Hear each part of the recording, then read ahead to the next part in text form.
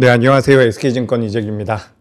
오늘 우리나라 시장이 굉장히 큰 이벤트들이 많았죠. 기업들이 실적도 많이 내놓고 해가지고 변동성이 굉장히 컸는데 오늘 제 키워드, 결정적 한수의 키워드는 변동성입니다.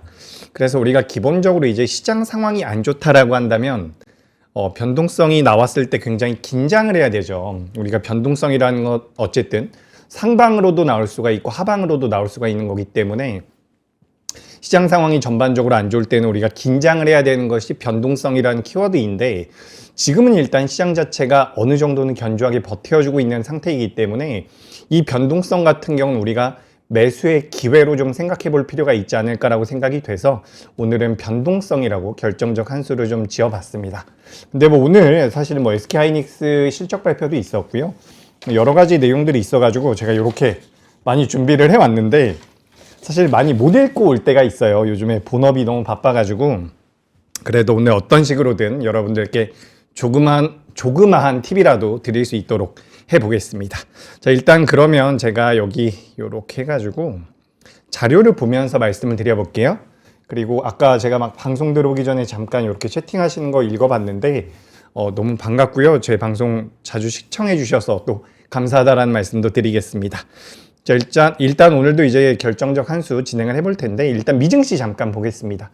미증시 굉장히 좋았죠. 나스닥도 많이 올라왔고요. S&P 500도 많이 올라왔고 WTI가 생각보다 많이 올라왔어요. 거의 100달러까지 올라오는 모양새였기 때문에 이게 매크로가 좀 이상하다 싶었는데 시장에선 또 이겨내더라고요. 원화 같은 경우도 1483원대까지 이렇게 올라와가지고 좀 이제 여기에 대해서는 이따가 이야기를 나눠볼게요. 그리고 요 자료는 제가 만들어 놓고서 이제 업데이트를 안 해가지고 국내 증시 같은 경우는 제가 HTS를 보면서 말씀을 드리도록 하겠습니다. 코스닥 같은 경우는 마이너스 0.58% 그리고 코스피 같은 경우는 플러스 0.9% 이렇게 마무리가 됐다라고 보시면 좋을 것 같거든요. 근데 오늘 전반적으로 사실 체감은 되게 안 좋았던 것 같아요. 특히 코스닥 같은 경우는 하락하는 종목이 2배 정도 많았거든요. 그래서 투심이 굉장히 좀 안 좋아질 수 있는 그런 하루였는데 그래도 장 후반부에는 대체적으로 이렇게 좀 말아 올리면서 마무리가 됐거든요. 코스닥 같은 경우는 여기 한번 보도록 할게요. 제가 그 예전에 방송을 한 10년 전쯤에 처음 했는데 당시에 이제 굉장히 고참이라고 하면 맞나요? 선배 PD님께서 저한테 방송을 하는 것은 시청자분들께 무언가를 보여줄 수 있어서 좋은 거다. 이런 이야기를 하셨던 게 기억이 나가지고 제가 계속해서 이걸 좀 이렇게 보여드리려고 해요. 시각적으로. 지금 제가 다 지우고 이동평균선 전부 다 지운 다음에 지금 이렇게 표시되어 있는 요 이동평균선, 요 선이 5일 이동평균선이거든요. 지금 오늘 장 초반에 우리나라 코스피가 5일 이동평균선까지 내려갔다가 다시 한번 되반등을 주면서 마무리가 됐습니다. 코스피 기준으로 6,500포인트를 넘었거든요. 근데 우리 방송 이제 계속 보신 분들은 아시겠지만 저 같은 경우는 항상 좀 쫄보라서 시장에 대해서 우려도 많이 하고 여러분들께 이런 것들은 좀 체크를 해 보셔야 됩니다. 이런 말씀을 많이 드리는데 여기 한번 볼게요. 지금 눈에 시각적으로 잘 안 보여가지고 색깔을 좀 바꿔보도록 하겠습니다. 요거를 좀 파란색 말고 빨간색으로 한번 해볼게요. 자, 여기 보시면 이게 이제 20일 이동평균선이에요. 제가 올해 3월 달부터는 이동평균선 기준으로 했을 때 요 20일 이동평균선 위에 올라와야 됩니다라는 말씀들을 많이 드렸죠. 근데 당시에는 지정학적 리스크라고 하는 그런 뭐랄까요? 우리가 예상할 수 없는 악재들이 터지면서 20일 이동평균선을 계속해서 하회를 했었어요. 그런 과정에서 매크로 변수가 계속해서 불거졌고 그로 인해서 우리나라 기업들이 가지고 있는 밸류보다 주가가 많이 내려왔었던 상황이거든요. 그러다가 제가 어디서부터 여러분들께 그래도 좀 자신감 있게 해보십시오라고 말씀드렸냐면 삼성전자가 실적이 나왔을 때부터였어요. 저는 사실 모두가 이제 환호하고 있고 모두가 긍정적인 이야기를 할 때는 괜히 전 안 그러고 싶다. 그런 생각이 막 들어요.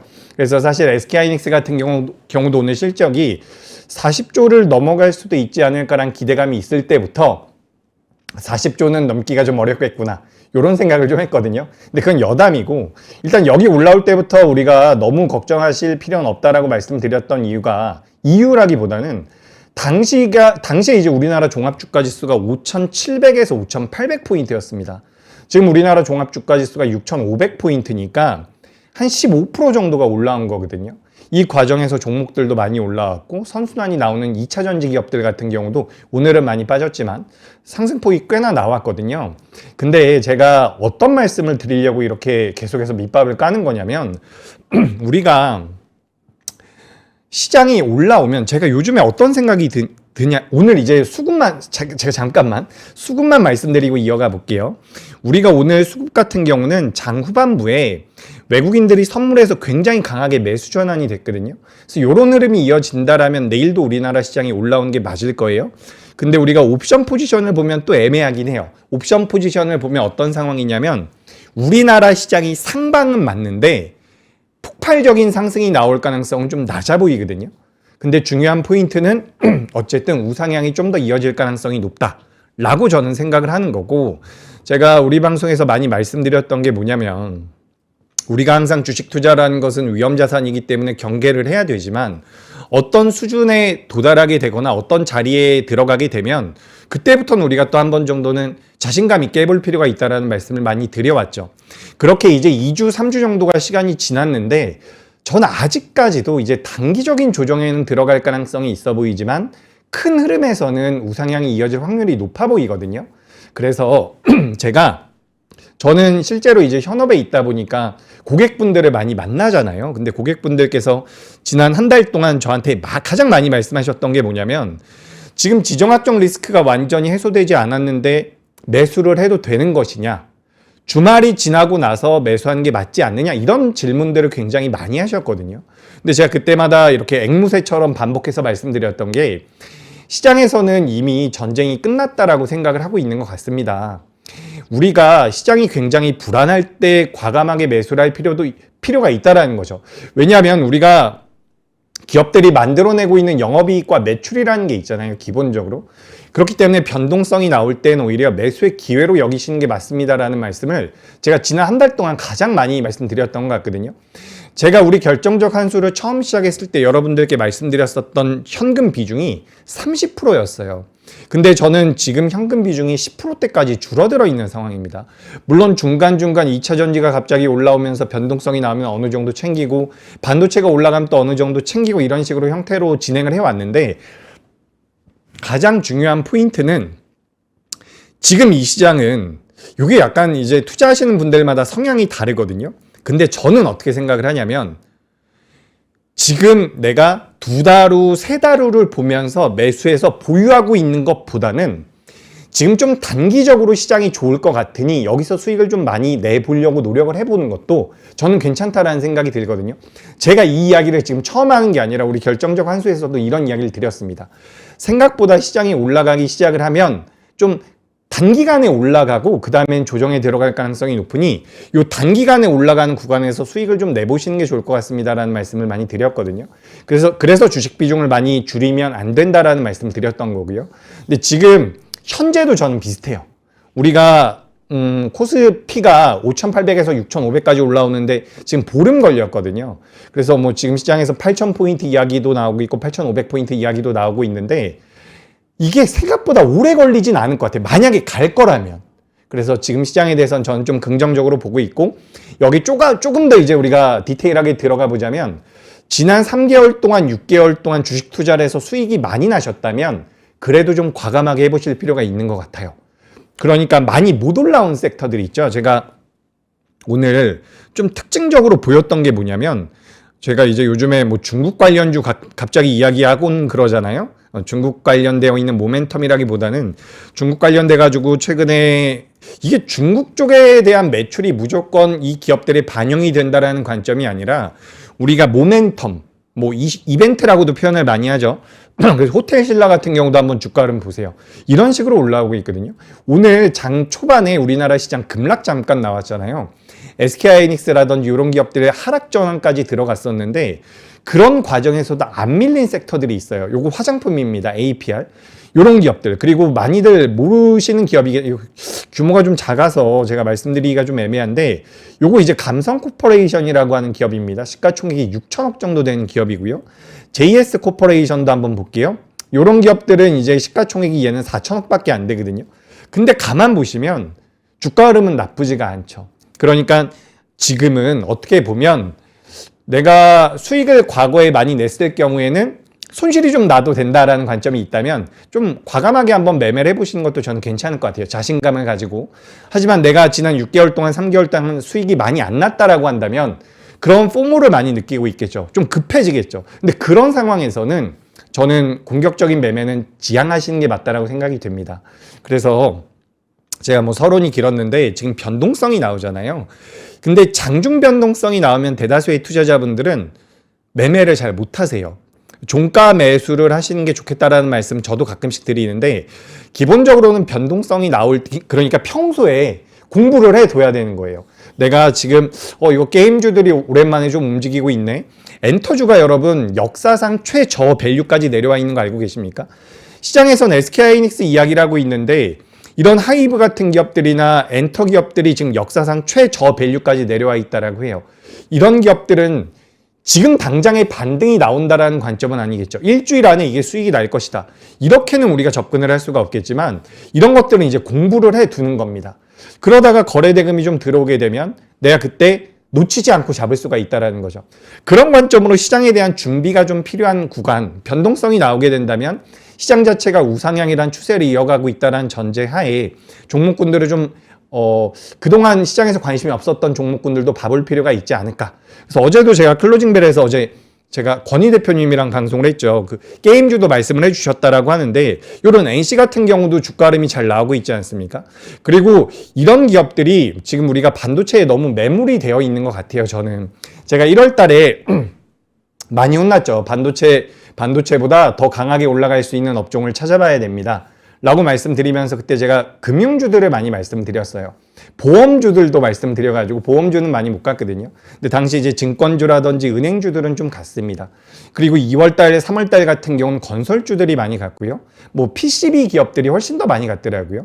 그래서 결과론적으로 말씀드려보자면 삼성전자와 SK하이닉스도 굉장히 좋습니다.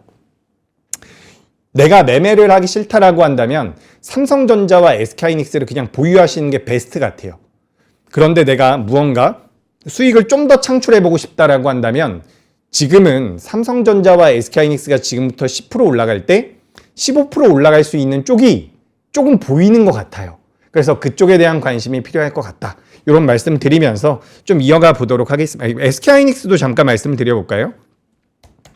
SK하이닉스가 오늘 실적이 나왔습니다. 뭐 시장에서 예상했었던 것보다 조금 더 잘 나왔는데 그래도 우리가 영업이익을 40조 정도라고 이제 상징적인 숫자를 좀 생각을 하고 있었잖아요. 근데 그런 부분들에 살짝 못 미치면서 주가의 조정이 좀 나왔죠. 근데 장 초반에는 SK하이닉스가 좋은 모습을 보였었던 명분에 대해서 사실 저는 미국 시장에서 이 메모리 반도체 쪽에 대한 사업 확장 가능성이 많이 대두가 됐었거든요. 구글이 TPU와 관련되어 있는 이벤트들을 좀 만들어줬기 때문에 그로 인해서 SK하이닉스가 장 초반에 강했다라고 생각이 돼요. 그러니까 실적 때문에 강했던 건 아니라고 생각을 하거든요. 실적 같은 경우는 이미 주가 흐름에 많이 반영이 됐었던 상태고 미국 쪽에서 나왔었던 추가적인 모멘텀들이 붙었다라고 저는 생각을 했습니다. 장 초반에. 그리고 나서 장 중반쯤에는 한 번 더 조정을 받았는데 기본적으로 우리가 그런 이야기 많이 하잖아요. 이 반도체가 쇼티지가 나고 있다.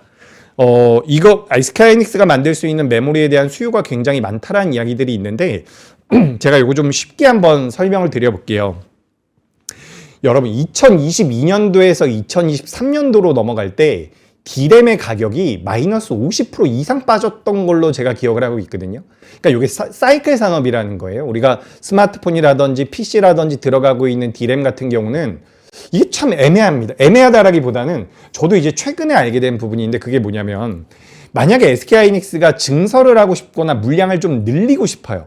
그럼 이제 투자 결정을 해야 되잖아요. 내가 이제 뭐 토지를 사고 구매를 하고 뭐 인허가를 받고 여러 가지 일련의 과정들을 하기 위한 결정을 한 이후에 첫 웨이퍼라든지 실질적으로 생산 양산이 돌아갈 때까지는 거의 2년 정도의 시간이 걸린다라고 합니다.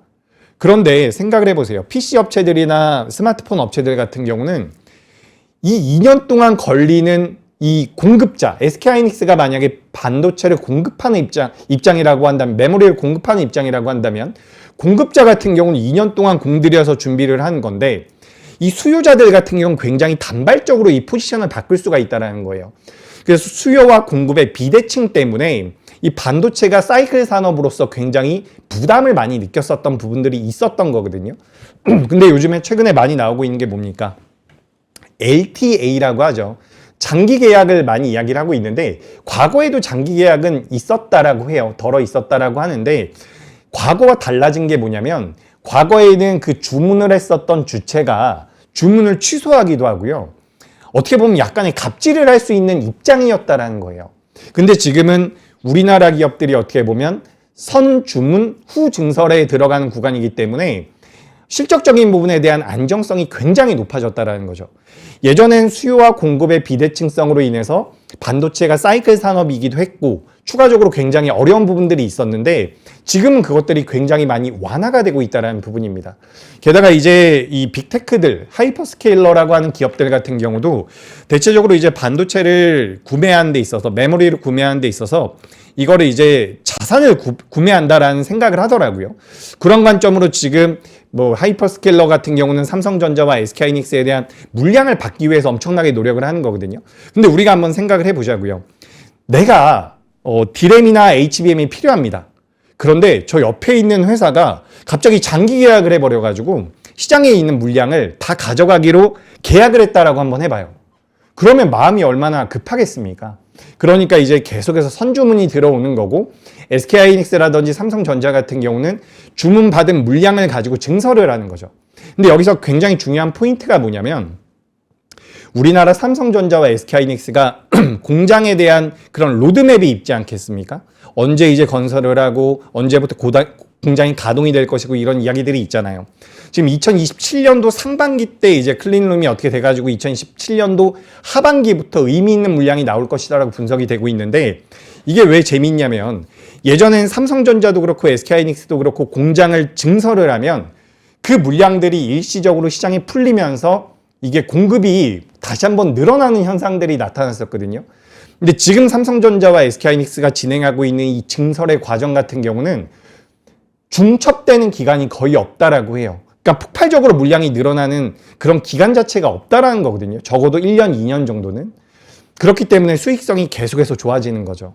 그런 관점으로 우리가 반도체를 볼 필요가 있지 않을까라고 생각이 돼서 저희 증권사에서도 이번에 SK하이닉스 또 200만 원 이야기가 나왔는데 주가의 흐름은 그래도 저는 150만 원 정도까지는 좀 열려 있지 않나. 개인적으로 저는 그렇게 좀 생각을 하고 있습니다.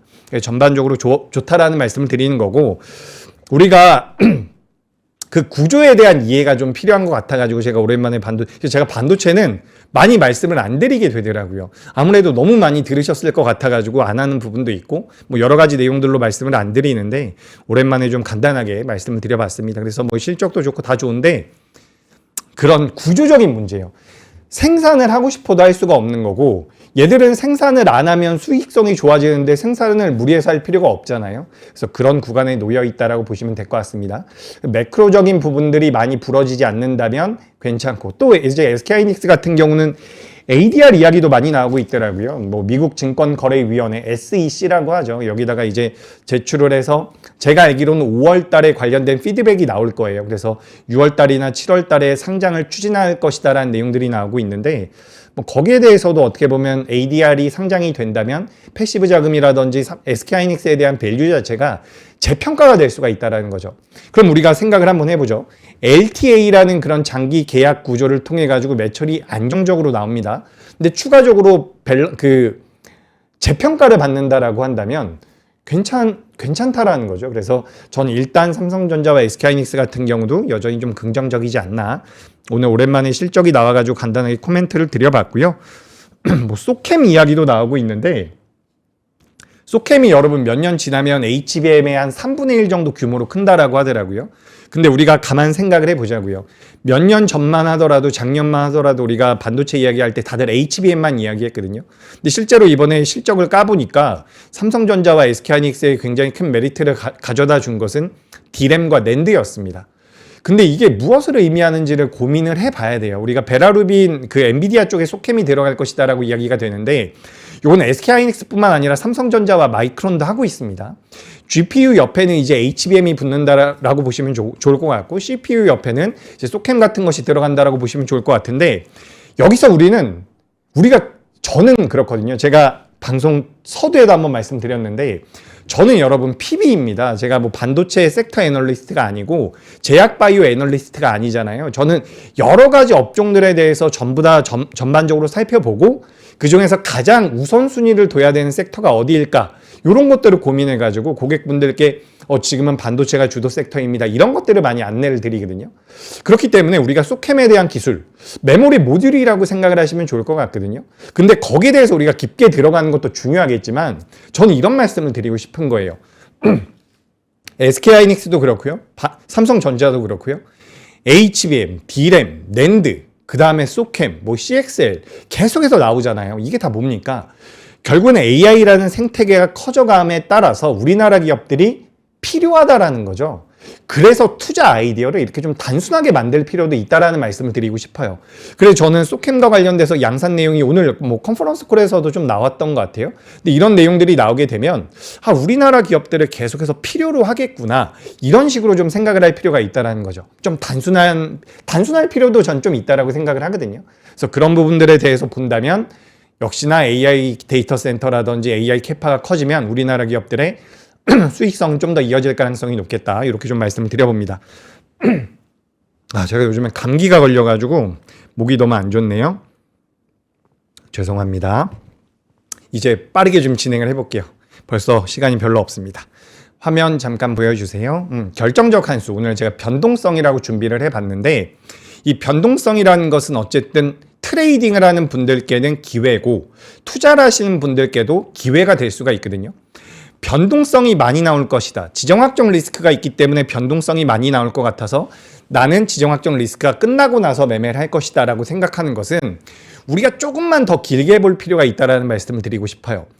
이 전쟁이 정말 너 죽고 나도 죽자, 모두 다 망하자라고 간다면 모르겠지만 그런 상황이 될 가능성은 처음부터 좀 낮았잖아요. 물론 거기서 이제 발작을 일으켜서 신용 매도 물량이 나오거나 물량이 투매를 불러일으켜서 뭐 CFD라든지 반대 매도가 쭉쭉쭉 나와버린다면 거기서 이제 신용 매매라든지 무리해서 매매를 하는 투자자분들 같은 경우는 계좌가 완전히 까이겠지만 당시에는 그런 상황은 또 아니었단 말이에요. 물론 신용을 사용하신 분들 입장에서는 굉장히 불안하셨을 것 같긴 해요. 하지만 우리가 길게 본다라고 한다면 전쟁이라는 것은 어쨌든 종국에는 마무리가 될 가능성이 높다라는 관점으로 봤다면 변동성은 매수의 기회였을 가능성이 높다라는 거죠. 그래서 우리가 이 변동성이라는 것을 무조건 무서워하지는 말자. 저도 여러분 시장이 밀려 내려가는 추세에서는 변동성이 나오면 되게 무서워요. 그래서 시장에 대한 추세 자체가 우하향을 만들고 있다라고 생각이 될 때는 변동성이 하방으로 나왔다가 반등이 나올 때 저는 손절을 하거든요. 그런데 지금 우리나라 시장 같은 경우는 올라가고 있는 추세에서 조정을 받았던 상태이기 때문에 이런 구간 같은 경우는 어떻게 보면 매수의 기회로 생각할 필요도 있다라는 말씀을 드리고 싶습니다. 자, 그래서 오늘 결정적 한수의 키워드는 변동성인데 시장은 항상 틀릴 수 있지만 변동성 속에서 기회는 만들어진다. 투자의 가장 큰 기회는 변동성이 클 때 찾아온다. 이런 부분들이죠. 여러분들께서도 이 변동성이라는 것을 너무 두려워하지 마십시오. 내가 만약에 일봉을 보면서 변동성이 너무 두렵다거나 분봉을 보면서 변동성에 대한 두려움이 있다라고 한다면 주봉이나 월봉을 한번 봐보세요. 그러면 조금 덜할 겁니다. 물론 제가 말씀드리는 내용들이 잘 적용이 되는 분들이 계시고 나는 뭐 애시당초 뭐 3개월, 6개월 보면서 매매를 하는데 라고 해서 잘 이해가 안 되시는 분들도 계실 텐데 내가 하루 종일 HTS라든지 MTS를 보고 계시다라고 한다면 저는 조금 더 길게 보실 필요가 있다라는 말씀 드려보도록 하겠습니다. 그래서 여기 나와 있는 것들을 한 번씩 읽어보시면 좋을 것 같고요. 그리고 이 매크로는 제가 좀 넣어놨는데 지금 한번 볼게요. 제일 위에부터 보면 환율이 1,481원, 그리고 유가가 94달러. 어떻게 보면 이제 4월 17일보다도 지금 많이 안 좋아진 거거든요. 그죠? 고객 예탁금은 121조로 늘었습니다. 신용잔고도 1조가 늘었는데 전반적으로 보시면은 환율도 좀 올랐죠? 유가도 좀 올랐어요. 지정학적 리스크 여전히 있죠? 고객 예탁금 늘어난 건 좋은 거고 신용 늘어난 건 또 안 좋은 거고 10년물 국채금리도 좀 올라왔거든요. 전반적인 매크로가 어때요? 안 좋죠? 안 좋아요.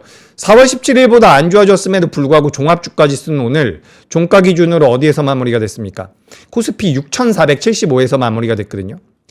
예전에 6,191포인트였을 때보다 지금 매크로가 더 안 좋은데 주가가 올라와 있다는 겁니다. 그죠? 그럼 지금은 뭐예요? 두 가지로 생각을 해볼 수가 있습니다. 하나는 지정학적 리스크에 대해서 우리가 이제 완전히 무시를 하고 있구나. 또 한 가지는 뭐예요? 단기적으로 거품이 끼어 있겠구나. 그러니까 우리가 이 둘 중에 하나에 지금 놓여 있다라는 건데, 이 두 가지 경우의 수 모두 다 변동성을 키울 수 있는 구간이라고 저는 생각을 하는 거거든요. 그렇다라고 한다면 우리가 하루가 아니라 일주일이나 한 달을 본다라고 하면, 지금 우리나라 기업들에 대한 뭐 삼성전자, SK하이닉스가 PER이 4배, 5배 수준이라고 하는데 과연 고평가되어 있을까에 대한 고민이 필요하다라는 거죠. 지금 그러니까 두 가지 관점으로 우리 시장을 볼 수가 있는 거예요. 매크로가 안 좋아졌는데 종합주가 지수가 많이 올랐습니다. 지정학적 리스크를 무시할 수도 있고요. 둔감해진 거일 수도 있겠죠. 근데 그 두 가지 조건 모두 다 시장의 변동성을 키울 가능성이 있다는 겁니다. 그러니까 우리가 예전에 뭐 5%, 7%씩 종합주가 지수 움직일 때만큼은 아니어도 개별 종목단에서는 변동성이 나올 가능성이 있어 보이거든요. 그런 것들을 일단 머릿속에 담아두시고 우리 시장이 우상향을 할 가능성이 높다라고 생각이 된다면 하락 변동성이 나왔을 때는 그래도 주식 비중을 좀 늘리는 게 맞지 않을까. 여전히 저는 그렇게 보고 있으니까 이런 부분들도 한번 고민을 해보시면 좋을 것 같습니다.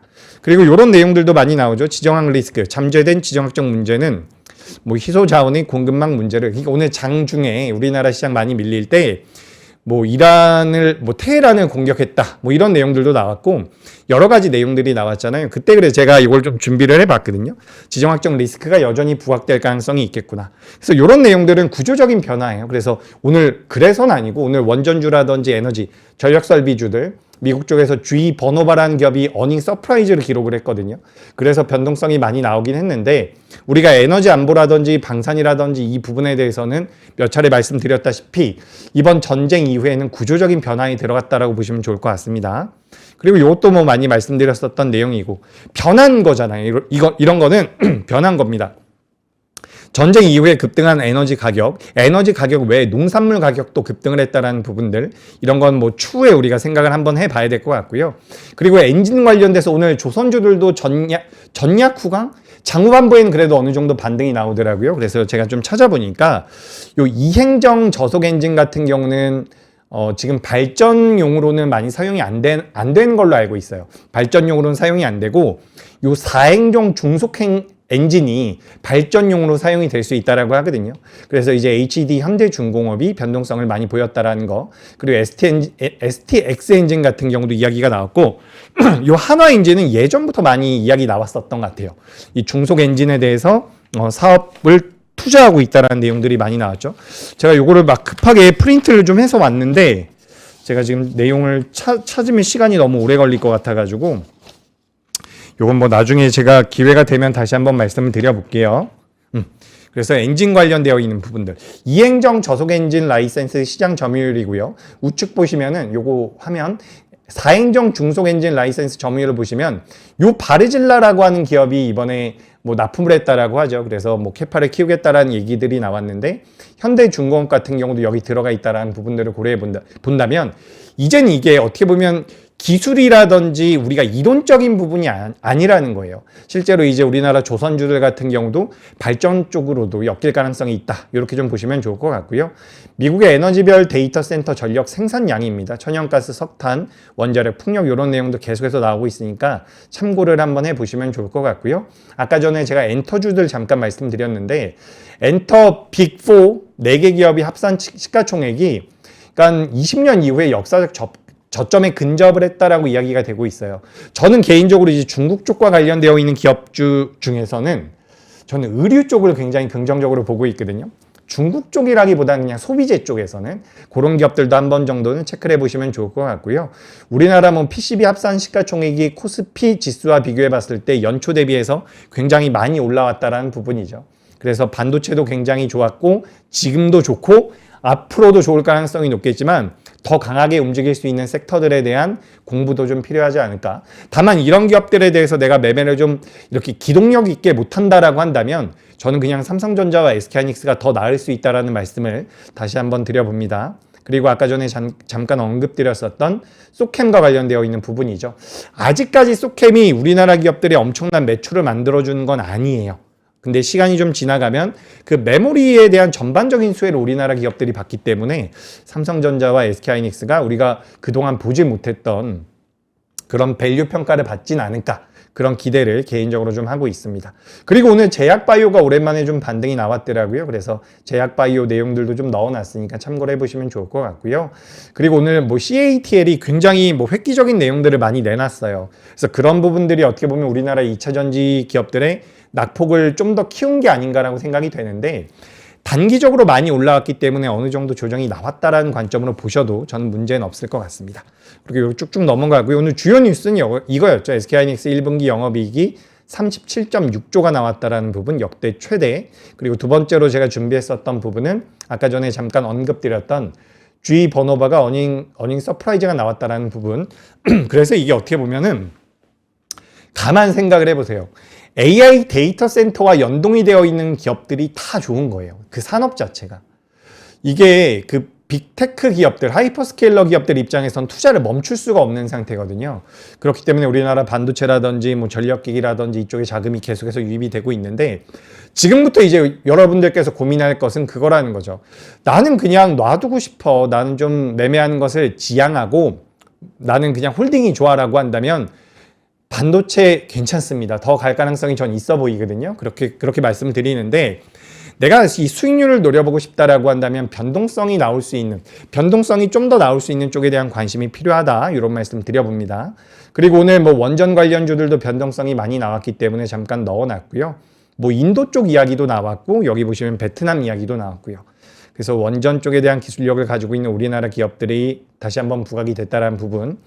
D램과 낸드에 대한 ASP 추이 및 전망이 나왔고요. 요건 뭐 계속해서 말씀드렸었던 부분이고, 이건 제가 지난 2월 달에 준비를 했었던 자료더라고요. 역사적으로 2월 달이 부진하다라는 자료였는데, 2월 달 걸 보려고 하는 게 아니라 4월 달과 5월 달과 6월 달 걸 좀 보려고 하는 거거든요. 지금 보시면 7월 달이나 11월 달이 가장 좋았다라고 볼 수가 있는데, 5월 달과 6월 달 같은 경우도 우리가 셀인 메이라고 이야기를 하지만 우리나라 같은 경우는 좋은 주가 흐름이 나왔다라는 거거든요. 그래서 저는 살짝 매크로가 약간 찝찝하긴 해요. 생각보다 너무 많이 올라와서.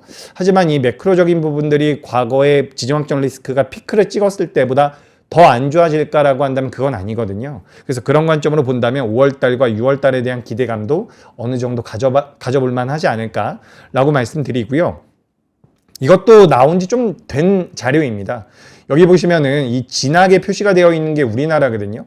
MSCI 지수 선행 EPS 증가율인데, 그냥 단순하게 생각을 해보시면 EPS 증가율이라고 보시면 될 것 같아요. 근데 여기도 보시면 우리나라가 압도적으로 올라가고 있죠. 근데 삼성전자 실적 내놓고 나서는 더 압도적으로 올라왔다라고 보시면 좋을 것 같습니다. 그래서 우리나라에 대한 메리트는 여전히 부여될 가능성이 높다라는 부분. 그리고 오늘 6,500포인트도 장중에 넘어섰죠. 그래서 이런 얘기들. 전력기기 관련돼서는 우리나라뿐만 아니라 미국뿐만 아니라 유럽 같은 경우도 전력망에 대한 투자를 할 것이다라는 분석들이 나오고 있거든요. 그래서 우리나라에서 정부에서 정책적으로도 태양 요즘에 뭐 풍력도 좋더라고요, 여러분. 뭐 CS 윈드라든지 CS 베어링 같은 경우도 오늘 시장 많이 밀릴 때는 그 조정 같이 받다가 장후반부에 좀 말아 올렸는데, 이런 기업들 같은 경우도 계속해서 좀 체크가 필요하지 않을까라는 말씀을 드려봅니다. 전력기기, 뭐 SMR이라든지 태양광, 국가 지역별 데이터 센터 현황, 이런 거 전부 다 넣어놨는데, 결국에 우리가 이 큰 트렌드를 계속해서 쫓아갈 필요는 있을 것 같아요. 그래서 AI에서 파생되는 것들. 저는 사실 조선주가 HD 현대중공업의 주가 흐름이 너무 안 좋아가지고 고민이 좀 많이 있었거든요. 왜냐하면 제가 우리 방송에서도 조선주들 많이 말씀을 드렸어가지고. 근데 갑자기 이제 뭐 발전소랑 엮이면서 변동성이 확 나와버렸는데, 그죠? 그것도 역시나 AI였어요. 그래서 우리가 어쨌든 잘하고 있는 기업들이 무언가 이런 돌파구를 많이 마련해내는 것 같습니다. 그래서 우량한 기업들 위주로 좀 보시는 게, AI 쪽과 엮여있는 기업들을 한번 보시는 것은 여전히 유효하다는 말씀 드리고요. 데이터 센터, AI 데이터 센터, 이렇게 제가 비교 자료를 넣어놨으니까 한번 체크를 해보시면 좋을 것 같고요. 미국 변압기 수입 중에서 한국산 비중이 굉장히 높다라고 해요. 원래 멕시코 쪽에서도 많이 받는다라고 하는데, 우리나라 기업들의 기술력도 한번 체크를 해보실 필요가 있다, 이렇게 좀 말씀드리고, 요즘에 뭐 조선주들 많이 이야기가 그 엔진과 AI 쪽으로 나오고 있지만 본업단도 역시나 잘 되고 있다라는 자료이기 때문에 본업단에 대한 내용도 한번 정도는 체크를 해보시면 좋을 것 같고요. 조선 3사 주가 및 평균 영업이익률이거든요. 계속해서 우상향을 만들어가고 있죠. 근데 이 조선사들 같은 경우는 영업이익률이 좋아지는 이유가 뭐냐면 고가 수주 받았던 물량들이 계속해서 반영이 되고 있다고 보시면 좋을 것 같거든요. 반도체도 쇼티지고요. 조선 쪽도 쇼티지라고 보시면 돼요. 사실 쇼티지라는 단어가 그렇게 완벽하게 부합하진 않는데 그런 관점으로 보셔도 저는 문제가 없다 이렇게 좀 생각을 하고 있습니다. 조선사별 수주 전망도 나와 있고요. 이런 것들을 한번 살펴보시고 이건 뭐 최근에 준비했었던 내용이고요. 제약바이오는 오늘은 좀 반등이 나왔어요. 그래서 제약바이오 한번 보면서 말씀드려볼게요. 뭐 보로노이 같은 기업도 반등이 좀 나왔고 ST팜 같은 경우도 오늘 반등이 좀 나왔거든요. 만약에 제약바이오에 대한 관심이 있다라면 제가 ETF를 한번 봐보시는 게 좋겠습니다라는 말씀 드렸기 때문에 여전히 저는 그런 관점으로 좀 보고 있어요.